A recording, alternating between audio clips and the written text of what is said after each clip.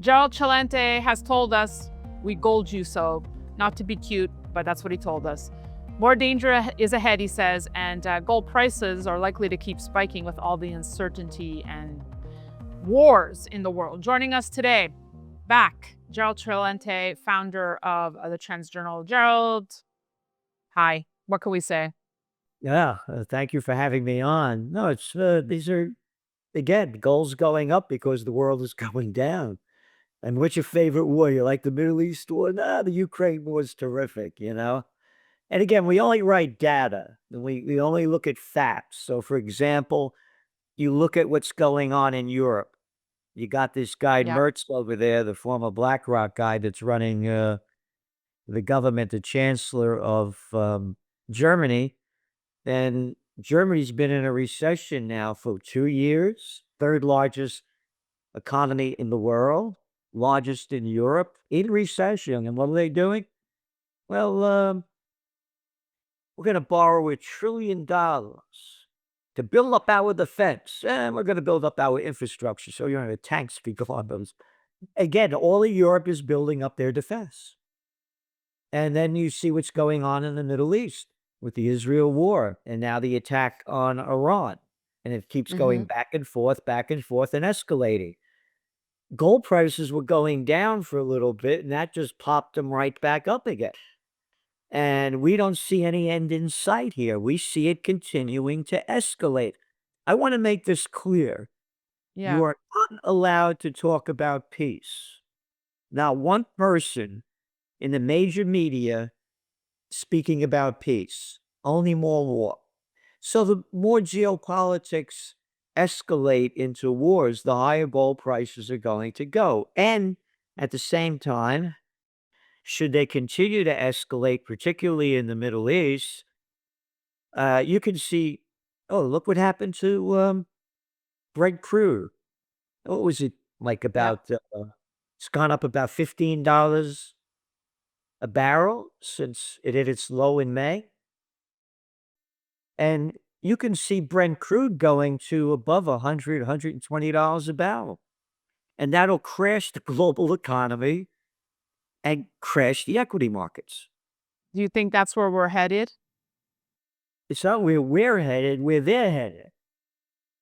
And they're leading the show. And there's, again, you know, there's not a word about peace. Doesn't exist. And all they're talking about is a war. Let's talk about, well, there was so much promise of peace though, right, Gerald? I think that's the frustrating part is, we're going to end this war, we're going to end that war, but now we're just in a situation where it's just escalating. You know, once upon a time, there was this guy by the name of Dwight D. Eisenhower, Yeah. five-star general, supreme commander of the Allied forces in World War II, and two-term president. Here's what he had to say. Every gun that is made, every warship launched, every rocket fired signifies, in the final sense, a theft from those who hunger and are not fed, those who are cold and not clothed. The world in arms is not spending money alone. It is spending the sweat of its labors, the genius of its scientists, the hopes of its children. This is not a way of life at all in any true sense. Under the clouds of war, it is humanity hanging on a cross of iron. You got it. That's what he said. And that's where we're going. I don't see an end in sight. One of my sayings is, when all else fails, they take you to war. And you have economies failing, like I said, in Germany, in a recession for 2 years. Third largest economy in Europe, in the world, largest one in Europe. Again, in tracking trends, we're political atheists. We don't take sides. So, for example, with the Israel war, we subscribe to Haaretz. We pay. I want to hear what they have to say. We've also go to Jerusalem Post, Times of Israel, Ynet, and we go to Tehran Times, Press TV, IRNA, ISNA. want to hear what the Iranians have to say. We go to Arab news, we go to Al Jazeera, we want to hear what the Arabs have to say. We go to Euro news, we go all over the world. We say, this is what they're saying, this is our analysis, and this is where we see it going. When I say when all else fails, they take you to war, only by the facts. Let's go back to 2023. There were 39 weeks of protests going on in Israel. Not my language, the language of the president of Israel, Isaac Herzog. Israel is in a civil war. His language.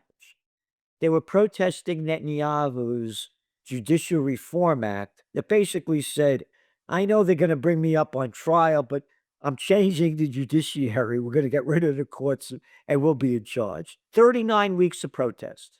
And then Hamas attacked. Again, we only put the facts in. 3 days later, it was reported that the United States and Egypt warned the Netanyahu government that Hamas was going to attack. And following up, week after week, month after month, all the information came out. They knew the attack was going to happen. As I said, when all else fails, they take you to war. And that's where we see this going, unfortunately. But again, it's going to be a big positive for gold and precious metals. Yeah. So, Well, you know, that's why it's interesting. Jeffrey Gunlock, I liked his headline. Gold's not for lunatics anymore. People are waking up to gold, right? And I thought of you, Gerald. We're not crazy anymore. yeah. Imagine having the gall to call lunatics. What? Right. Because I swallow the crap that he believes in? Yeah. Yeah, I'm a trend forecaster. I see things for what they are, not the way I want them to be. And let's go back. Once upon a time, I showed you the photo. I was with with John Connolly. John Connolly Yes. was the governor of Texas that was sitting in front of JFK that took the bullet in the back. He Yep. wanted to meet me back in 1992 because in my book, Trend Tracking, far better than Megatrend magazine, I had forecast to be a new third party and someone like Ross Perot would be the guy. I have a photograph of me, him, and his wife, Nellie, in front of the book depository where Kennedy got shot and so did Higgs. And it's their first time back since the assassination. Anyway, this is the John Connolly that was a Democratic president. As we're walking back into the Anatole Hotel, he said, I read your book. He said, it's a fine piece of work. He said, I know your heart's in the right place. He said, well, you don't have a clue what's going on. And neither do the American people. Because if they did, there'd be a revolution in this country. This was the Democratic governor of Texas that became the Republican and was the Treasury Secretary under Richard Nixon that took us off the gold standard. Yep. So it was a different time before. So you're a lunatic because you believe in gold? Well, that's how they wanted to paint it, right? But like I said, it's becoming hopefully more and more people are waking up and educating themselves on what we've been saying for so long about why you need to be owning precious metals, why you need to protect yourself and own gold.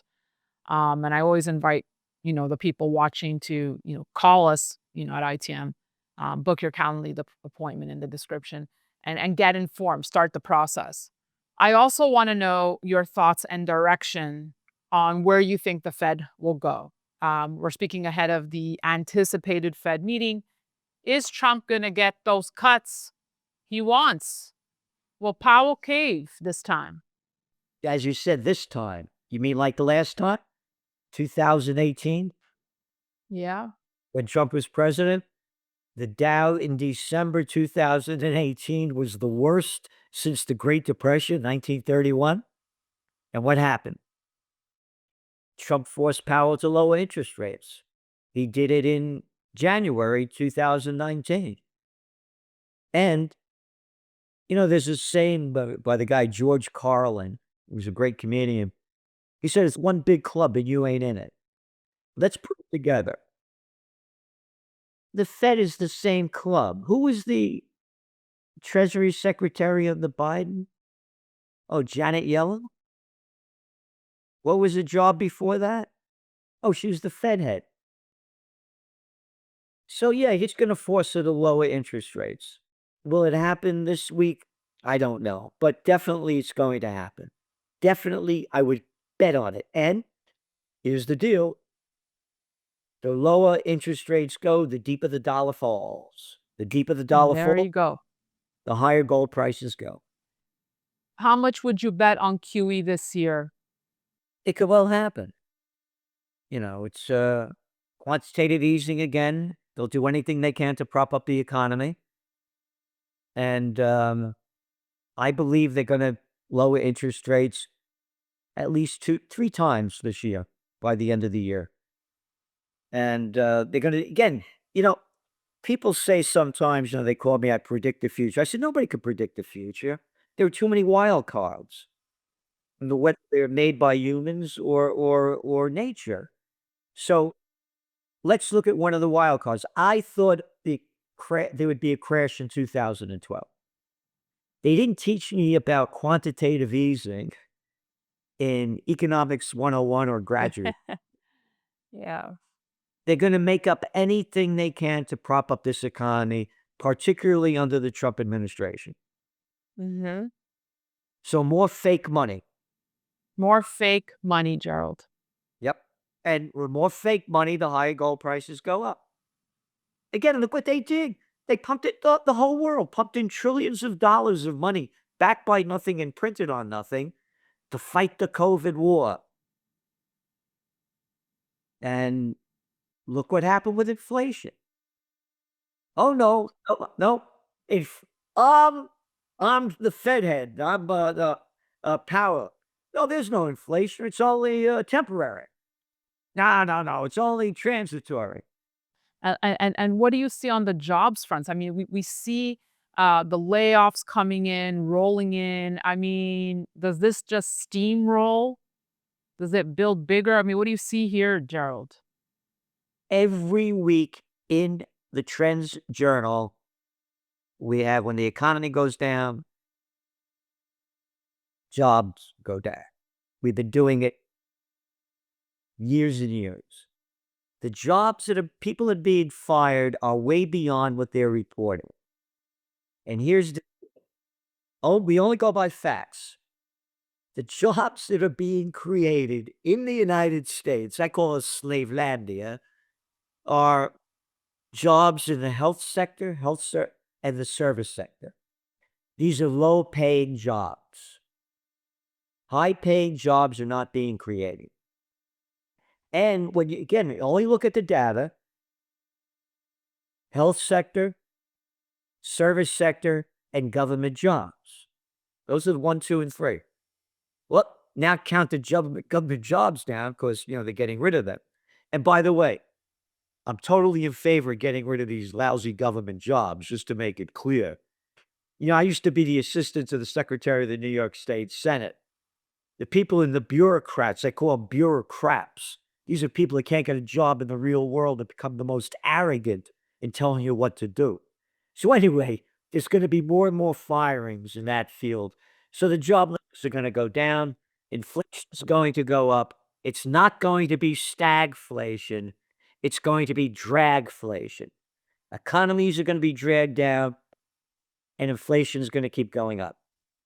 One last point you just reminded me, because I remember when Elon was being, brought in for Doge. Remember you telling me, Daniela, I want to be optimistic. You obviously applauded that part, but you told me it's not going to happen. They're not going to be able to do what they want to be able to do.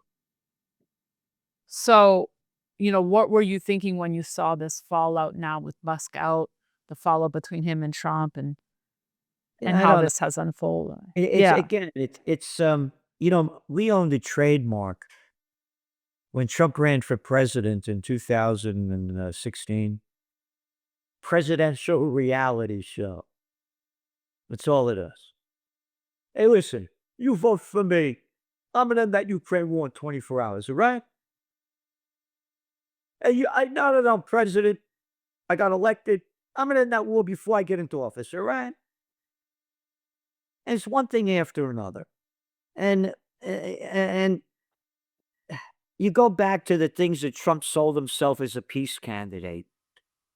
And you look at his comments, what he said about the Houthis were going to annihilate you, and what he's going on with Iran. I mean, you listen to his comments from what he said before, what he says now.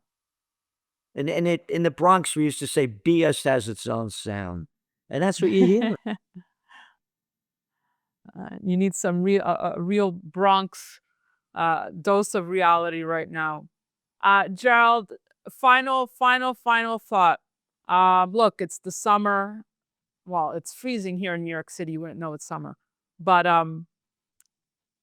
what are you planning to do this summer? Anything different to prepare? I know you've been preparing your whole life, but what are you gonna do here?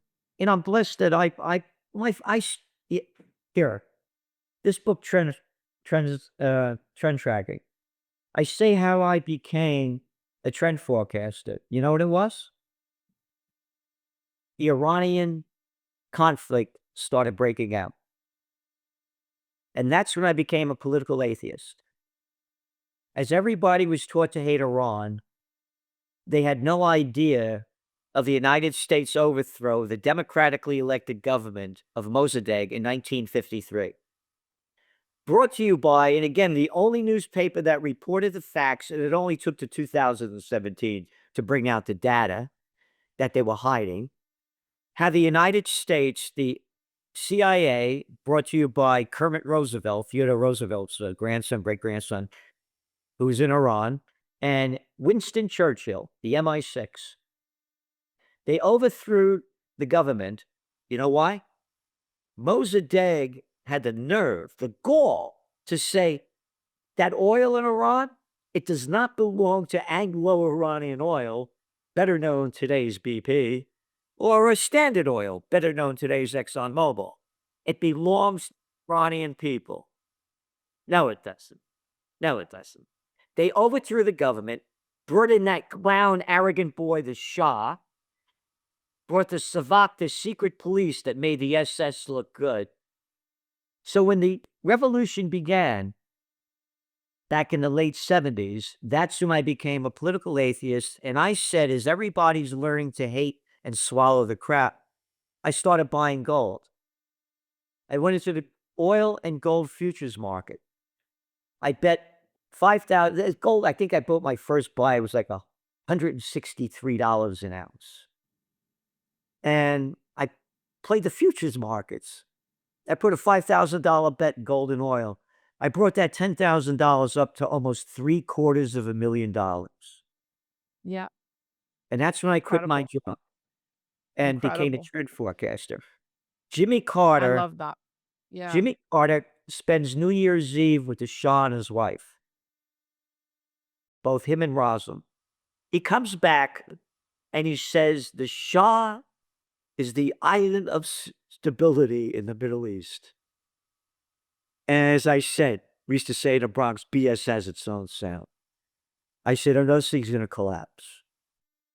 So again, they taught us to hate Iran then, and they're teaching us to hate Iran now. And people have no idea the facts. So I've been buying gold since then. So I'm very blessed to have that. But I'm very sad to see what's going on.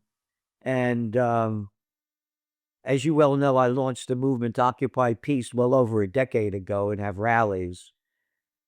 And if the billionaires gave $1 billion apiece, we'd have it tomorrow. But there's not a word about peace. Not a word. And it's only about more war. So I'm very concerned. Gerald, hope to see you soon. And I thank you for this, coming on and touching base with us all.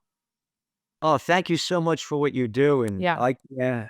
And it's been great all these years we've known each other, and I appreciate it means the world to me. Yeah. Well, and I thank you for sharing your gold journey. And I always tell people, if you haven't started, it's not too late to start. So you can go to DannyReport.com and reach out to us at ITM. We're happy to guide you and lead you and have a friendly talk. I'll see you soon, Gerald. Thank you again. Thank you. And by the way, we could easily see gold well over $4,000 an ounce if this keeps going the way it does, and even higher.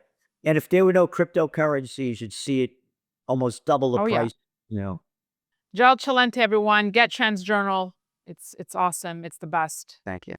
We'll see you all soon. So be sure to stay tuned to the Daniela Cambone show here on ITM Trading. Thanks for watching.